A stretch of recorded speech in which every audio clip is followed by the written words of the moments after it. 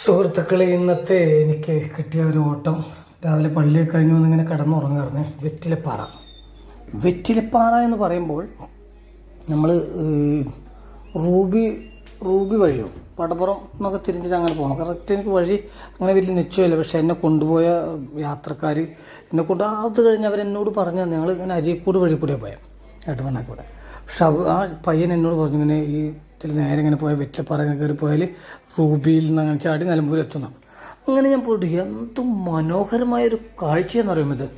ഒരു സൈഡിലൂടെ വലിയ കൊക്ക. ഞാൻ ആദ്യം പൊട്ടത്തരം കാണിച്ച് ന്യൂട്രലൊക്കെ പോയി വണ്ടി ചവിട്ടിയൊക്കെ ഇട്ടില്ല കേട്ടോ. അതിൽ ഞാനിങ്ങനെ ന്യൂട്രലൊക്കെ ഇട്ട് മാറി വണ്ടി വീണ്ടും സ്റ്റാർട്ടാക്കിയിട്ട് ഇങ്ങനെ ഗിയറിലൊക്കെ ഇങ്ങനെ ഇറക്കാം. ഒരു സൈഡ് വലിയൊരു കൊക്കയാണേ. നമ്മളൊരു പൊട്ടത്തരം കാണിക്കുന്ന ന്യൂട്രലൊക്കെ പോരുക. അപ്പം ഞാൻ ഇങ്ങനെ പോരുകയാണ്.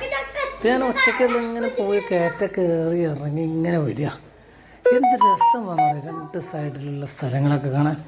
അത് കഴിഞ്ഞ് ഇങ്ങനെ പോന്നു കുറേ കഴിഞ്ഞപ്പോൾ ഞാനെന്ത് ചെയ്യുന്നു പറയാം, ന്യൂട്രൽ വിട്ടു വണ്ടി തന്നെ ഓഫായി കഴിഞ്ഞപ്പോണ്ടല്ലോ.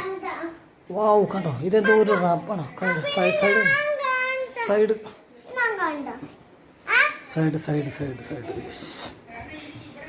വാവ്, കണ്ടോ സൈഡ് കണ്ടോ, എന്ത് മനോഹരമായ കൊക്കയാണ്. വീണ്ടും ഇറക്കാണ് ഇങ്ങനെ കോൺക്രീറ്റ് റോഡ്, അടിപൊളി അതിമനോഹരമായ കോൺക്രീറ്റ്. നല്ല കാഴ്ചകളൊക്കെ ഉണ്ട്. അങ്ങനെ ഇറങ്ങിപ്പോരും കേട്ടോ.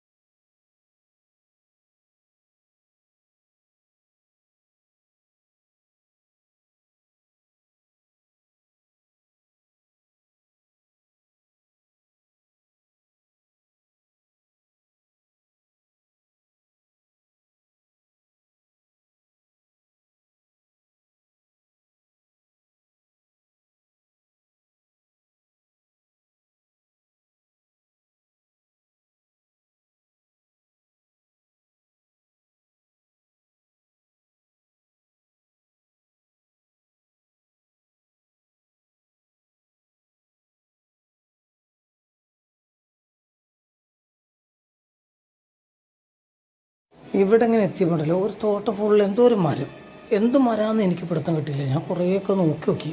പക്ഷേ അത് കഴിഞ്ഞ് ഇങ്ങനെ ഓടായ്ക്കൽ എത്തി. ഓടായ്ക്കത്ത് 2 ST വിഭാഗത്തിൽപ്പെട്ട ചേച്ചിമാരും മോനെ ഞങ്ങളെ മമ്പാട്ടൊക്കെ അയക്കണയാണ്. അതിലിങ്ങനെ ഓടായ്ക്കലൊക്കെ എന്താ തിരക്കെന്ന് പറയുമ്പോൾ അവിടെ ബമ്പ ടൂറിസ്റ്റുകളാണ്, ഒരുപാട് ജനങ്ങൾക്കുണ്ടാകും. ഇഷ്ടംമാതിരി കാട്ടുകളും വാഹനം കൊണ്ടൊക്കെ ഭയങ്കര തിരക്കാണ്. എന്താണെന്ന് പറയുമ്പോൾ ഇപ്പം ഞാൻ ചോദിച്ചപ്പോൾ ഇവിടെ ഇങ്ങനെ വൈകുന്നേരം കഴിഞ്ഞ് ഇങ്ങനെ തിരക്കായിരിക്കും. ഇവിടുത്തെ കുറേ പിന്നെ ഒരു കുതിര സവാരിയൊക്കെ എടുത്തില്ല കൂടെ ഇങ്ങനെ കറങ്ങാൻ വേണ്ടി.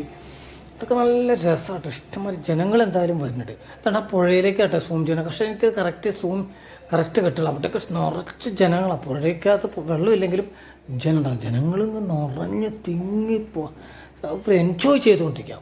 ആ കാഴ്ചകളൊക്കെ ആയിട്ട് ഇന്നത്തെ യാത്രയിൽ കാണാം. അങ്ങനെ ഞാൻ പെങ്ങൾ വീട്ടിൽ പോയി. പെങ്ങളിൽ നിന്ന് ഇപ്പോൾ ഇടവണ്ണ ആ ഭാഗത്തൊക്കെ പോയി കഴിഞ്ഞാൽ പെങ്ങളകത്ത് പോകാതെ പോരാറില്ല.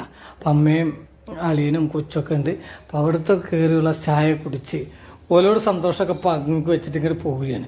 അവിടെ പോകുമ്പോൾ ഇതിനെ കാണാതെ നമ്മൾ പോകാറില്ല. അതിൻ്റെ ഒരു ശൈലിയാണ്.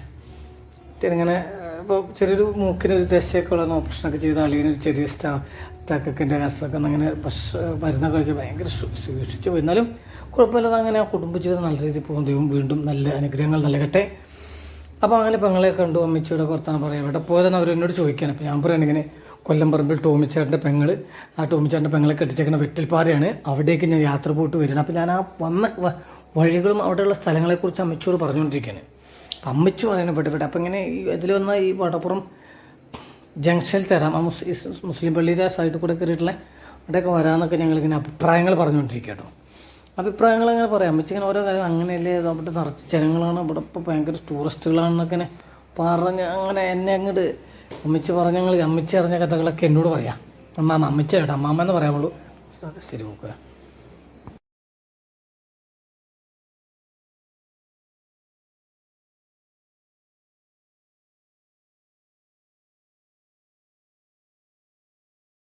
ഞാൻ അവിടെ നിന്ന് ഏകദേശം 7:45 യാത്ര പറഞ്ഞു.